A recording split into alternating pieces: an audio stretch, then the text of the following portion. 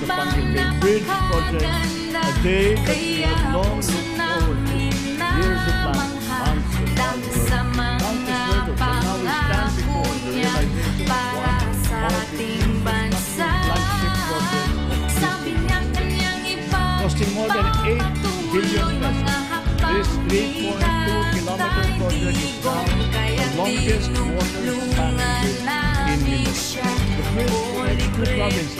More importantly, Hindi namin kayo we all know that the increased economic activity is going to be a very important development building for both the provinces and